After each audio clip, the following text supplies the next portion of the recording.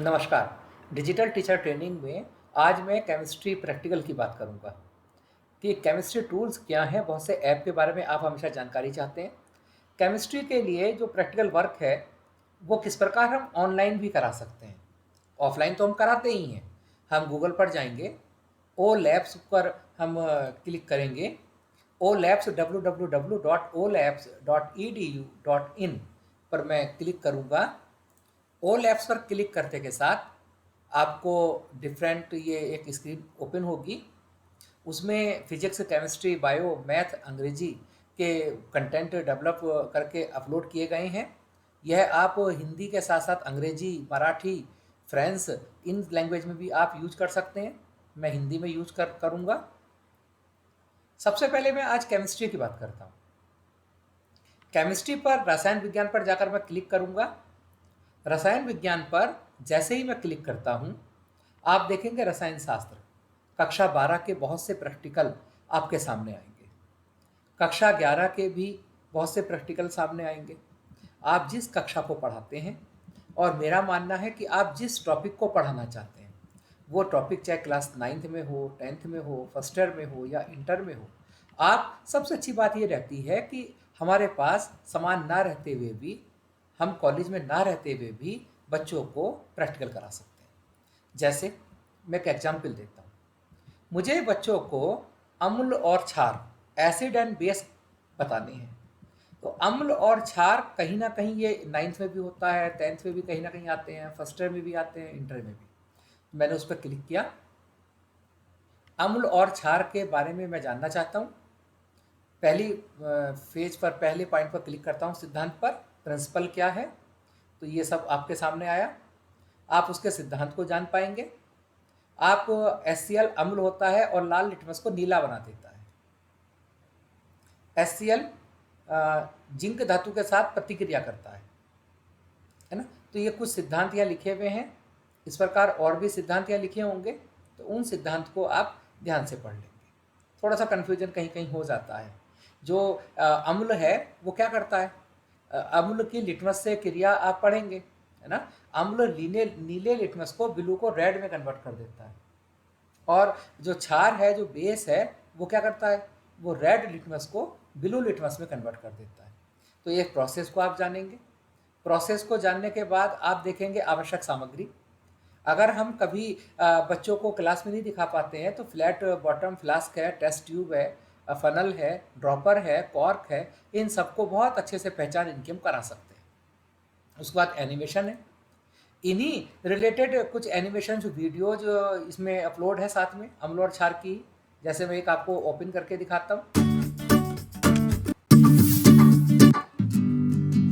We require two test tubes placed in a test tube rack, red and blue litmus solutions, HCl solution and a dropper.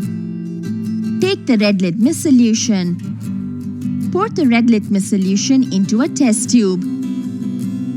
Take the blue litmus solution. Pour the blue litmus solution into another test tube. Take a few drops of HCl solution from its bottle using a dropper.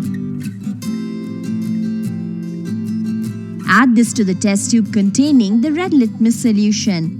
The color of the solution remains the same. Again, take a few drops of HCl solution from its bottle using the dropper. Add this to the test tube containing the blue litmus solution and note the change in the color. The color of the solution changes from blue to red. HCl is an acid with the pH value below 7. Reaction of NaOH with litmus solutions. We require two test. इस प्रकार आपने देखा कि एक acid की पहचान हो गई कि लिटमस पेपर लिया और हमने क्या किया, HCl ने जो एसिड है उसने ब्लू लिटमस पेपर को रेड में कन्वर्ट कर दिया, है ना। इसी चीज़ को एक वीडियो के माध्यम से समझाया गया। अब उसी को हम करके देखते हैं सिमुलेशन के द्वारा। मैं सिमुलेटर पर जाऊंगा और सिमुलेटर पर जाने के बाद आप देखेंगे कि एक आराम से बहुत अच्छा सिमुलेशन आपके सामने होगा। जो कुछ हमने वीडियो में देखा, एनिमेशन में देखा, वो सब कुछ हम सिमुलेशन में खुद करके देखेंगे। देखिए मेरे सामने आ गया। एक ये अम्ल और क्षार के गुण लिखा है। नमूने का चयन करें।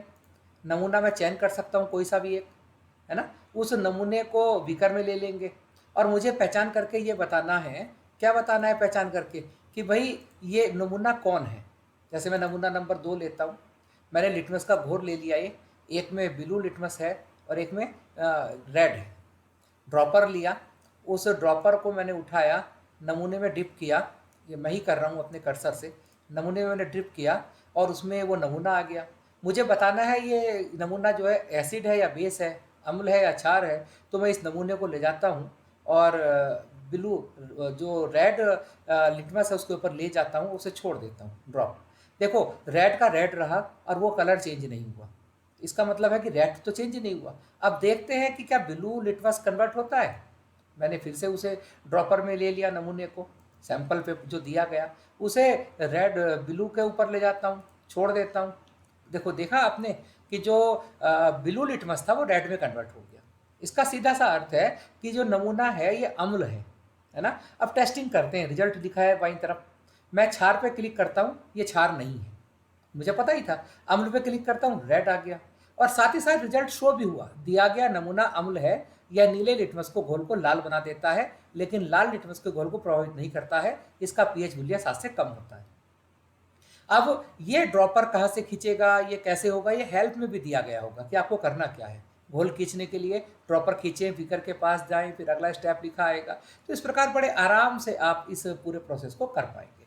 अब एक ही प्रैक्टिकल नहीं, आप दूसरा प्रैक्टिकल ले लीजिए, आप कोई सा भी प्रैक्टिकल कीजिए, उसी के बारे में मैं एक प्रैक्टिकल आपको और ओपन करके दिखाता हूँ। जैसे एकल विस्थापन रिएक्शन है, सिंगल डिस्प्लेसमेंट रिएक्शन। अगर मैं सिंगल डिस्प्लेसमेंट रिएक्शन पर जाऊंगा तो उसके बारे में भी देखो, विस्थापन अभिक्रिया क्या है, पूरी डिटेल दी गई होगी, है ना। उसी के बाद अगर प्रोसेस पर जाऊंगा तो देखो प्रोसेस भी पूरा दिया गया है, किस किस चीज़ की आपको आवश्यकता होगी, ठीक। और आप ये देखिए एनिमेशन वीडियो इसकी भी दी गई होगी ना। और एनिमेशन वीडियो के अलावा आप सिमुलेशन में जाएंगे इसके ना। तो इस प्रकार आप जो है यहाँ पर धीरे धीरे करके इंसिनेशन चले गए। उसके बारे में कुछ जो डायरेक्शंस हैं वो भी लिखे होगा। क्लिक करें किसी एक टेस्ट ट्यूब में, इसे डुबाने के लिए किसी भी लोहे की कील को खींचें। देखो 2 लोहे की कील हैं जो चमक रही हैं। एक लोहे की कील को मैंने खींचा और उसे लाकर कॉपर सल्फेट के घोल में डाल दिया, ये घड़ी चलने लगी। पर हमें ज़्यादा वेट नहीं करना, 15 मिनट वेट नहीं करना। ये टाइम बाद 15 मिनट पूरे हो गए। अब इस धागे को मैं बाहर खींचता हूँ, ये कील बाहर निकल आई। ये जैसे ही कील बाहर निकल आती है तो जो दूसरी की है उससे इसकी कंपेयर करता हूँ तो देखो कलर चेंज हो गया। क्यों हो गया?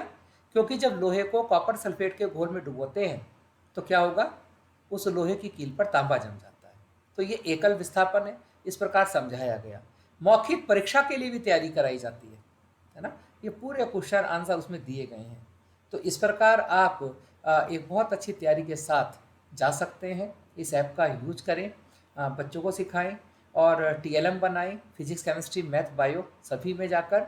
बहुत बहुत धन्यवाद, थैंक यू।